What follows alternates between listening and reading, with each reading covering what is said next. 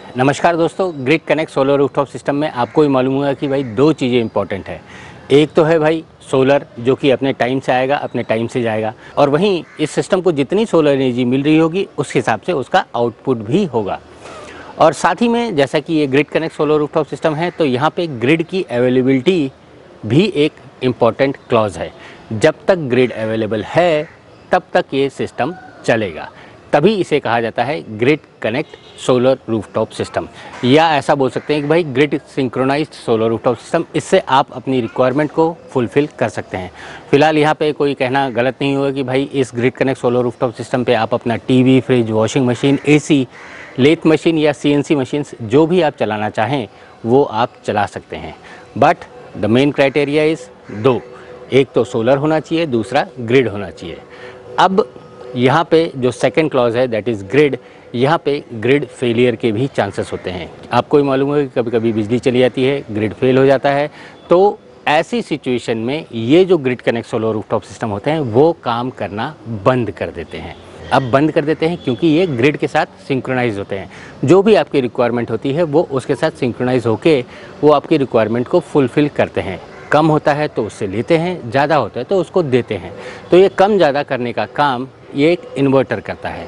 तो आपके दिमाग में ये क्वेश्चन भी आता होगा कि भाई क्या ऐसा कोई सिस्टम नहीं है कि भाई जो ग्रिड हो तब भी चले और जो ग्रिड ना हो तब भी चले? तो दोस्तों इस क्वेश्चन का आंसर है हाँ, इसमें हाइब्रिड इन्वर्टर्स भी आते हैं। और आप में से भी कई लोगों ने हाइब्रिड इन्वर्टर्स के बारे में सुना होगा, पढ़ा होगा और समझा होगा। इस वाले वीडियो में हम हाइब्रिड इन्वर्टर्स के बारे में बताएंगे और ये सिस्टम किसको लेना चाहिए वो भी आपको बताएंगे।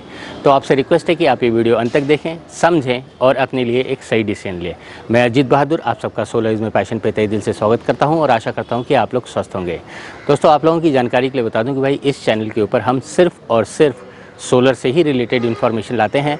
तो अगर आप इंडस्ट्री में काम कर रहे हैं, काम करना चाहते हैं या सोलर प्रोडक्ट्स में इंटरेस्ट रखते हैं तो आप हमारे इस चैनल को सब्सक्राइब भी कर लीजिएगा, जिससे कि हमारे आने वाले वीडियोस का इन्फॉर्मेशन आपके पास पहुंचता रहे।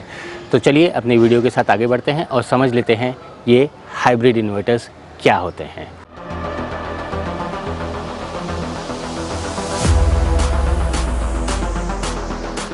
तो दोस्तों जैसा कि मैंने पहले बताया कि भाई इस वाली वीडियो में हम हाइब्रिड इन्वर्टर्स के बारे में बताने वाले हैं। इन शॉर्ट अगर समझना चाहें तो ये एक ऑन ग्रिड इन्वर्टर और एक ऑफ ग्रिड इन्वर्टर दोनों का कॉम्बिनेशन होता है। मतलब कि जब तक ग्रिड अवेलेबल है तो वो ऑन ग्रिड इन्वर्टर्स की तरह काम करेगा और जब ग्रिड नहीं है तो वो ऑफ ग्रिड इन्वर्टर्स की तरह काम करेगा। तो बेसिकली ये समझा जाए तो ये combination of both the system है। और जैसा कि मैंने बाकी वीडियोज़ में भी बताया कि भाई हर टेक्नोलॉजी के अपने एडवांटेजेस होते हैं, लिमिटेशंस होते हैं, तो इस वाले इन्वर्टर के भी अपने एडवांटेजेस हैं और लिमिटेशंस हैं। चलिए आइए वो भी समझ लेते हैं। तो सबसे पहले मैं आपको एक एसएलडी में समझा देता हूँ ये पूरे सिस्टम के बारे में। तो जैसा कि आप यहाँ पे देख सकते हैं, सबसे पहले आता है स्ट्रक्चर, उसके ऊपर होता है आपका सोलर मॉड्यूल्स जो उसके ऊपर माउंट होते हैं। वहाँ से आता है वायरिंग जाते हैं आपके डीसी डीबी में। DC dB basically DC side से प्रोटेक्शन के लिए है और वहीं से आपका डीसी अर्थिंग भी होता है। ये डीसी डीबी से वो वायर जाता है इन्वर्टर्स में। तो ये जो इन्वर्टर्स होते हैं यही पूरे सिस्टम का दिमाग होते हैं। जी हाँ दोस्तों, अब ये दिमाग क्या काम करेगा ये भी मैं आपको आगे बताऊंगा, बट पहले हम एसएलडी समझ लेते हैं। तो ये इन्वर्टर के बाद जो आउटपुट निकलेगा वो एसी में होगा और वो जाएगा एसी डीबी में। एसी डीबी मतलब कि एसी डिस्ट्रीब्यूशन बॉक्स। यहाँ से आपके एसी साइड के प्रोटेक्शन दिए रहते हैं और यहीं पर उसका एसी साइड के अर्थिंग भी होती है। और उसके बाद जाता है वो आउटपुट आपके नेट मीटर में। नेट मीटर बेसिकली आपका लेने देने दोनों का हिसाब रखता है और वहाँ से वो ग्रिड के साथ सिंक्रोनाइज हो जाता है। तो ये पूरा है एक सिंगल लाइन डायग्राम में आपको बता दिया कि भाई यही होता है पूरा सिस्टम। अब भले ही वो हाइब्रिड इन्वर्टर हो या ऑन ग्रिड इन्वर्टर हो, ये एसएलडी सेम ही रहेगा।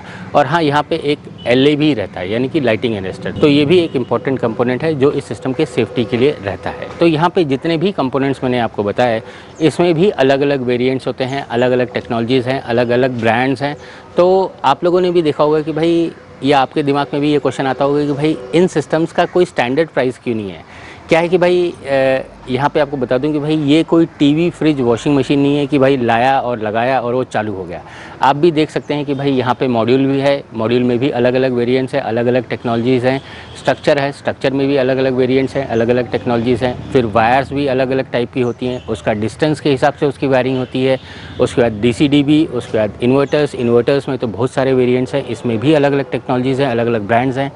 फिर आता है एसी डीबी। तो ये जितने भी अलग अलग कंपोनेंट्स है, इसमें बहुत सारा वेरिएशंस और टेक्नोलॉजीज़ हैं। तो अगर आप लोग चाहते हैं कि भाई मैं इन सब कंपोनेंट्स को लेके एक रफ़ एस्टिमेट आपको बताऊं कि भाई in grid connect solar rooftop system की प्राइसिंग क्या होती है, तो आपसे बस एक ही रिक्वेस्ट है कि आप इस वीडियो के कमेंट सेक्शन में लिख दीजिए प्राइसिंग। मैं आपकी रिक्वायरमेंट के हिसाब से प्राइसिंग के ऊपर डेडिकेटेड वीडियोस ला दूंगा। अब आइए अपने वीडियो के टॉपिक के साथ आगे बढ़ते हैं और समझ लेते हैं कि भाई ये हाइब्रिड इन्वर्टर्स में या जो कह दें कि भाई ये सिस्टम का जो दिमाग की हम बात कर रहे हैं, आखिर उसमें क्या क्या देखना चाहिए या क्या क्या होता है। तो जैसा कि हम यहाँ पे देख सकते हैं, इस साइड से जो सोलर मॉड्यूल्स जनरेट करते हैं वो DC जनरेट होता है, और हमारे घर के जो इक्विपमेंट्स होते हैं या जो हमारे घर की रिक्वायरमेंट होती है वो AC होती है, और जो ग्रिड से आ रहा होता है वो भी AC ही होता है। तो सबसे पहला काम इन इन्वर्टर्स का ये होता है कि भाई जो भी DC जनरेट हो रहा है उसे AC में कन्वर्ट करना और आपकी रिक्वायरमेंट फुलफिल करना और ग्रिड के साथ सिंक्रोनाइज़ करना। सिंक्रोनाइज़ मतलब कि लेने देने का काम करना। तो ये है पहला काम एक grid connect solar rooftop inverters का। फिलहाल आपकी जानकारी के लिए बता दूं कि भाई ग्रिड कनेक्ट इन्वर्टर्स के ऊपर भी और भी डेडिकेटेड वीडियोस हैं, आप समय निकाल के उनको देख सकते हैं। हमारे चैनल के ऊपर ऑलरेडी वो अवेलेबल हैं, और आप लोगों की सहूलियत के लिए हमने डिस्क्रिप्शन में कुछ वीडियोज़ के लिंक भी दे रखे हैं। अब बात आती है कि भाई ये हाइब्रिड इन्वर्टर्स में आखिर नया क्या है। तो दोस्तों, जैसा कि आप स्क्रीन पे देख सकते हैं, ये है पूरा इन्वर्टर। यहाँ पे सबसे पहले आता है DC स्विच। जी हाँ दोस्तों, जब भी आप DC साइड का कुछ भी काम कर रहे हैं तो आपको ये DC स्विच का ज़रूर इस्तेमाल करना है। ऑन ऑफ जैसा आपका रिक्वायरमेंट है उस हिसाब से इसे ऑन कीजिएगा और उस हिसाब से ऑफ़ कीजिएगा, तभी इसके ऊपर काम कीजिएगा। फिर उसके बाजू में आता है बैटरी के कनेक्शन। जी हाँ दोस्तों, जैसा कि मैंने शुरुआत में ही बताया था कि भाई यहाँ पे आप इन हाइब्रिड सिस्टम को DG यानी कि डीजल जनसेट बैटरी के साथ अटैच कर सकते हैं, और जनरली घरों में देखा गया कि भाई बैटरीज ही एज ए बैकअप इस्तेमाल होती हैं। तो यहाँ पे एक इनपुट रहता है जो कि बैटरी को कनेक्ट होता है। फिर उसके बाद आता है इस इन्वर्टर्स के इनपुट, यानी कि जो DC साइड से जो इनपुट है, यानी कि जो MC4 कनेक्टर्स आ रहे हैं वहाँ से पॉजिटिव नेगेटिव, वो इस इन्वर्टर को अटैच किए जाते हैं। तो ये हो गया एक और पार्ट। फिर उसके बाद आता है आपका वाईफाई कम्युनिकेशन या कम्युनिकेशन पोर्ट। अब ये चीज़ आप वाईफाई के साथ कनेक्ट कर सकते हैं या फिर अपने कंप्यूटर्स के साथ, लैन केबल के साथ, किसी के साथ भी जिसके साथ आप इसको कम्युनिकेट करना चाहते हैं वो आप कर सकते हैं। तो ये पार्ट हो गया आपका कम्युनिकेशन का पोर्ट। अब उसके बाद आता है AC साइड वाला। AC साइड में यहाँ पे AC1 और AC2 ये दो आपको आउटपुट मिलेंगे। जी हाँ दोस्तों, चूँकि ये हाइब्रिड इन्वर्टर्स है तो आपको, जैसा कि हमने SLD में पहले ही दिखाया था या फिर जैसा आपको एक और बार दिखा देता हूँ स्क्रीन पे, यहाँ पे दो लोड्स आपको दिख रहे हैं। एक तो है क्रिटिकल लोड और एक है ग्रिड के साथ सिंक्रोनाइज वाला लोड। तो यहाँ पे जो AC1 है, AC1 मतलब कि जो ग्रिड के साथ सिंक्रोनाइज़ कर रहा है, मतलब कि ग्रिड के साथ सिंक्रोनाइज़ होकर आपकी जो रिक्वायरमेंट है उसको फुलफ़िल कर रहा है, यानी कि लेने देने का काम जो है वो AC1 कर रहा है। और वहीं पे AC2 वो पोर्ट है जहाँ से आपका क्रिटिकल लोड का आउटपुट निकलेगा। तो ये जो AC2 है वो आपके क्रिटिकल लोड का ध्यान रखेगा। अब आइए थोड़ा सा इसे आसान भाषा में समझा देता हूँ। क्या है कि भाई आपके घरों में भी आप लोगों ने देखा होगा या हमारे घरों में भी एक इन्वर्टर होता है जो कि क्रिटिकल लोड, यानी कि आपका जो बाकी फ्रिज, वॉशिंग मशीन, AC इसको छोड़ के बाकी जो भी क्रिटिकल लोड है, यानी कि पंखा हो गया, लाइट हो गया, ये जो क्रिटिकल लोड है इसको सपोर्ट करने के लिए हमारे घरों में एक इन्वर्टर्स रहता है। तो जैसे ही बिजली जाती है तो हमारा ये जो क्रिटिकल लोड सब इस इन्वर्टर के थ्रू चलता है। तो ये हो गया एक ऑफ ग्रिड सिस्टम, या कह दे कि भाई जिसके लिए हमने एक इन्वर्टर लगा रखा है। तो ये तो हो गया एक सिस्टम। और वहीं एक और सिस्टम की बात कर देते हैं जो कि होता है प्योर ऑन ग्रिड सिस्टम, जो कि डायरेक्टली जो भी जनरेट हो रहा है सिस्टम सोलर सिस्टम से वो ग्रिड के साथ सिंक्रोनाइज कर रहा है। तो ये जो दो अलग अलग सिस्टम्स हैं, आसान भाषा में जो आपको समझा रहा हूँ, ये दो अलग अलग सिस्टम्स का एक सिस्टम बनाया है ये हाइब्रिड इन्वर्टर्स में या हाइब्रिड सोलर सिस्टम्स में। इसमें आप DG के साथ भी इसे सिंक्रोनाइज़ करके अपनी रिक्वायरमेंट फुलफ़िल कर सकते हैं और बैटरी के साथ भी सिंक्रोनाइज़ करके अपनी रिक्वायरमेंट फुलफ़िल कर सकते हैं। बेसिकली आप यहाँ पे देख सकते हैं कि भाई ये नॉर्मल इन्वर्टर्स में एक चीज़ और जुड़ चुकी है, दैट इज़ स्टोरेज। अब ये स्टोरेज होने के कारण इन सिस्टम्स का कॉस्ट, ऑपरेशंस, मेंटेनेंस और पेबैक ये भी बढ़ जाएगा। जी हाँ दोस्तों, एक और बार बता देता हूँ, स्टोरेज यानी कि बैटरी बढ़ने के कारण इन सिस्टम्स का कॉस्ट, ऑपरेशन, मेंटेनेंस और पेबैक ये बढ़ जाएगा। तो आप में से कई लोगों के दिमाग में क्वेश्चन आया होगा कि भाई क्या ये सिस्टम लेना वर्थ है, क्या ये लेना चाहिए?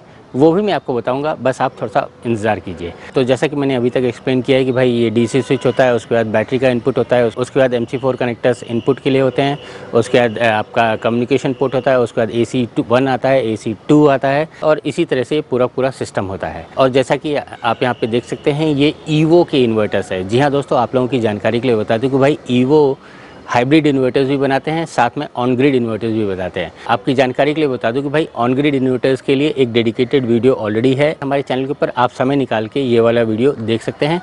फिलहाल ये जो इन्वर्टर्स हैं, यानी कि जो ईवो के इन्वर्टर्स हैं, ये BIS अप्रूव्ड हैं। और अगर आपको ईवो के इन्वर्टर्स के ऊपर और भी जानकारी चाहिए, उनके पास कौन कौन से प्रोडक्ट रेंज है, तो आप ये स्क्रीन पे दिए हुए उनके सेल्स के नंबर्स या फिर सर्विस के नंबर्स, इस पे उन्हें कॉल कर सकते हैं, या फिर उनके ईमेल एड्रेस या उनकी वेबसाइट पे जाके उनके प्रोडक्ट का डिटेल्स निकाल सकते हैं। और हाँ, अगर आप चाहते हैं कि भाई हम आपको ईवो इन्वर्टर्स के बारे में और भी जानकारी दें, तो आप ये स्क्रीन पे दिए हुए व्हाट्सअप नंबर पे व्हाट्सअप कर दीजिए ईवो, यानी कि EVVO आपको लिख के व्हाट्सअप कर देना है। हम आपको व्हाट्सअप ग्रुप में ज्वाइन करा देंगे और आपको वहाँ से जितनी भी इन्फॉर्मेशन चाहिए वो वहाँ से मिल जाएगी। तो दोस्तों, अभी तक आप समझ ही गए होंगे कि भाई ये इन्वर्टर एक ऑफ ग्रिड एंड एक ऑन ग्रिड दोनों का कॉम्बिनेशन है, और इसमें आप DG के साथ भी सिंक कर सकते हैं और आप बैटरी के साथ भी सिंक कर सकते हैं। बेसिकली एक एक्सटर्नल सोर्स भी आप इसमें जोड़ सकते हैं। और यहाँ पे चूँकि हम जो भी स्टोरेज है वो बैटरी में कर रहे हैं, that is also a DC source. तो यहाँ पे जो भी जनरेट हो रहा है सिस्टम वो DC दे रहा है, तो DC टू DC इसका एक अलग से ही पूरा सेगमेंट है।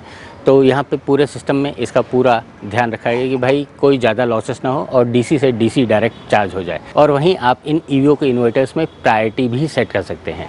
जी हाँ दोस्तों, प्रायोरिटी मतलब कि आप सबसे पहले सोलर का यूज़ करें, फिर उसके बाद बैटरी का, फिर उसके बाद ग्रिड का, या फिर आप प्रायोरिटी 2 कर सकते हैं, पहले आप सोलर का इस्तेमाल करें, सेकंड ग्रिड का, ग्रिड फेल हो जाए तो बैटरी का। तो ये प्रायोरिटी सेट करने का जो फीचर है वो आपको इन ईवो के इन्वर्टर्स में मिल जाएगा। और वहीं रही बात कि इनके जो सिंगल फेज़ वाले इन्वर्टर्स हैं, यानी कि जो ईवो के सिंगल फेज़ वाले इन्वर्टर्स हैं, उसमें आपको ज़ीरो एक्सपोर्ट डिवाइस या फिर ज़ीरो एक्सपोर्ट का जो फीचर है वो इनबिल्ट ही मिलता है। अब ये ज़ीरो एक्सपोर्ट भी एक इंटरेस्टिंग टॉपिक है, अगर आप चाहेंगे तो उसके ऊपर भी डेडिकेटेड वीडियो बना देंगे। फिलहाल मुद्दे की बात पे आ जाते हैं कि भाई आखिर ये हाइब्रिड इन्वर्टर्स किसको लेना चाहिए।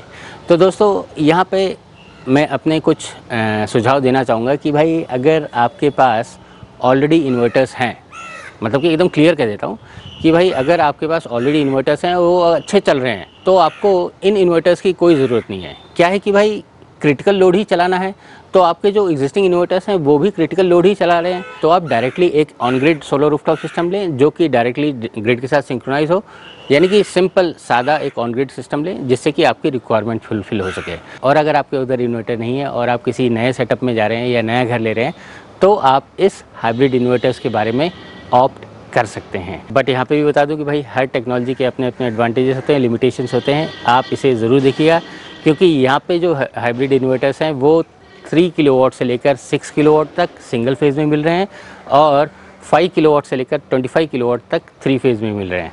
तो अगर आप सिंगल फेज़ वाली बात करेंगे 3 किलोवाट से 6 किलोवाट में, अगर आप उसको बैटरी बैंक की वाली बात करेंगे तो आपका जो बैटरी बैंक रहेगा वो 48 वोल्ट्स, 98 वोल्ट्स, 120 वोल्ट्स वाला रहेगा।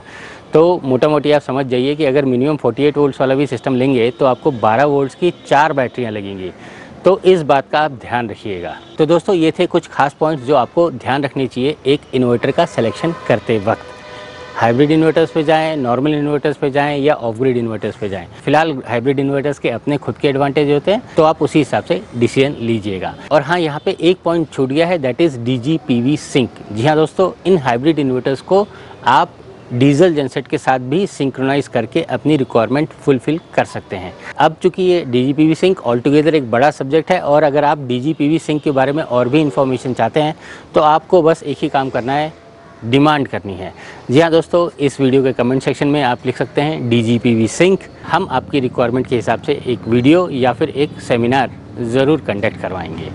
तो दोस्तों आशा करता हूँ कि भाई जो भी इन्फॉर्मेशन मैंने दिया वो आपके किसी न किसी काम आएगा। अगर ऐसा है तो आपसे बस एक ही रिक्वेस्ट है कि आप ये इन्फॉर्मेशन और लोगों के साथ भी शेयर कर दें, शायद ये इन्फॉर्मेशन उनके भी किसी काम आ सके। और हाँ, अगर आप इस इंडस्ट्री में काम कर रहे हैं, काम करना चाहते हैं या इन प्रोडक्ट्स में इंटरेस्ट रखते हैं तो आप हमारे इस चैनल को सब्सक्राइब भी कर लीजिएगा, जिससे कि हमारे आने वाले वीडियोज़ का इन्फॉर्मेशन आपके पास पहुँच सके। मैं अजीत बहादुर आप सबका वीडियो देखने के लिए धन्यवाद देता हूँ। मिलते हैं नेक्स्ट वीडियो में नए टॉपिक के साथ। तब तक आप इंजॉय कीजिए the supreme source of energy, solar energy. जय हिंद।